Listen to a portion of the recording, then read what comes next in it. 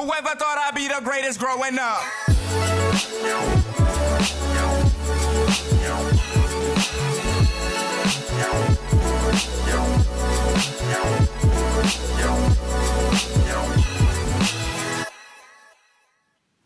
Good afternoon. Super excited to be here. My name is Americus. I am a professor of marketing here at the Wharton School. And I got to start by kind of talking a little bit about this idea about, marketing, right? Marketing often gets a bad rap. I mean, sometimes people think about marketing as simply, buy stuff more of the time, more often for more money.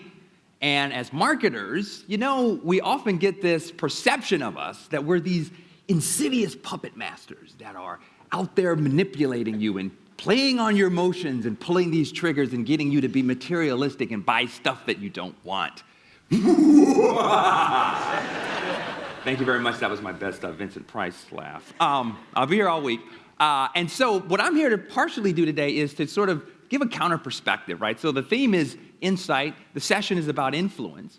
And I want to talk about how branding and marketing is something that I've studied for maybe 23 years of my life. It can be a really powerful and positive motivator out there for consumers. And so what I'm going to ask you guys to do is to think about is this notion of embracing the brand and really thinking about marketing as a positive force and the insight that something called identity loyalty can bring us to our lives. And I want to start by giving an example of the power of brand. So when we think about brand, I want to put you in this particular situation. Imagine it's 2 o'clock in the morning, and your child is very sick. And it's 2 a.m., your spouse is kicking you in the ribs because the little child is very, very upset and crying. Get out and go to the Walgreens and get something. So you do that. You walk to the store, you're rubbing your eyes, you're a little bit tired. You make your way to the medicine aisle, and you find this.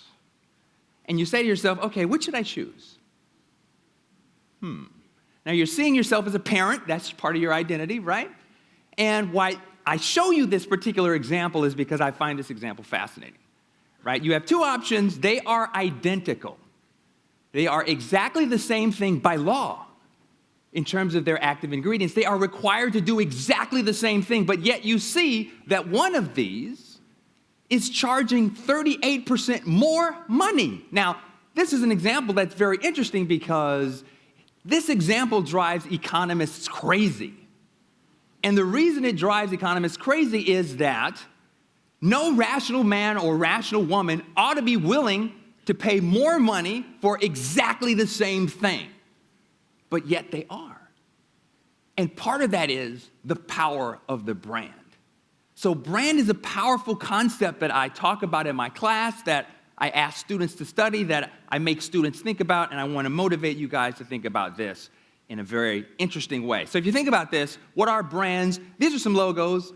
And as you look at these different symbols, you probably are thinking lots of different things that pop to your mind instantly, right? So for example, when you see Apple, you probably think hip, cool, creative, fun, modern design, sleek, right? You might see Coca-Cola and think about happiness in a bottle. You might see Disney and be immediately transported to that family vacation and those memories of the Magic Kingdom. Or even if I just do this. 100% absolute metaphysical certitude that you know what that is. That's the Nike swoosh. And what jumps to mind when you see the Nike swoosh? Just do it, right? That's not by accident. A brand is a meaning system. A brand is something that communicates values to you. A brand differentiates itself from competitive offerings, and it can have the potential to connect to who you are. The most powerful brands that are out there have this power to make an alignment with your identity. Just like what we saw with my colleague Matt in the New York Yankees, they have a way to become symbolic, to become a symbol of self-expression. And the power of this thing, which I'm going to call identity loyalty, is very, very, very, very, very useful and can be a positive force in your life, right? Many of you have done, oh, come on, you've done this. You've done this. Can you imagine this? What does it take to stand out in the cold for hours, right? And get up early in the morning and wait to buy that shiny new thing, right? What does it take psychologically to do that? There's something else going on when you touch these beautiful things. these devices, at the end of the day, they're just objects. But Apple, a company, by the way, whose brand, according to Interbrand, which is a company that values brands, says Apple brand is worth about $184 billion. Their ability to connect with you with these shiny objects says there's something else that's going on there. Something deeper, something more psychological in terms of how these things are connecting with you. Because at the end of the day, right, they're just the same stuff. But Apple has convinced you that no. That stuff, that's an MP3 player. This is an iPod. And it's part of this. Why do they do this? It's magical because they understand that if I can get a connection with you psychologically, if I can connect with your identity, I can make you have this alignment about who you are that can connect with my product. And if you don't think this is real, just take a look at the internet. Just take a look at the interwebs and just look at how Apple loyalists talk to other people. We've done this analysis with a technique called social listening. And what we see, I swear to goodness, when I watch these people talk to each other, it is incredible. It is incredible the passion with which they describe their love of the product and their hatred for the outgroup, right? There's something else going on here. There's something powerful. There's something visceral. This is something that is deeply held within. And we call this identity loyalty. The notion of identity loyalty, the idea that a product merges with who you are. You transcend those utilitarian features and you take on that product as part of your identity. And when you do that, crazy stuff happens. Think about it, right? What does it take to say, I'm going to permanently affix your brand on my body? There's something going on there, right? This isn't the type of person who says, yeah, what do you think about Apple? It's okay, I like it. No, you love it. And when identity loyalty sets in, it's a powerful motivator. It is an extremely powerful mechanism. Why does this happen? Well, part of the motivation of this analysis comes from the third most popular TED Talk of all time. You may have seen this by a guy by the name of Simon Sinek. He said, people don't buy what you do, they buy why you do it. And part of the power of a brand and a company is to communicate its values to you. To communicate, this is what we stand for. This is our why. And in that context, their why can become part of your who.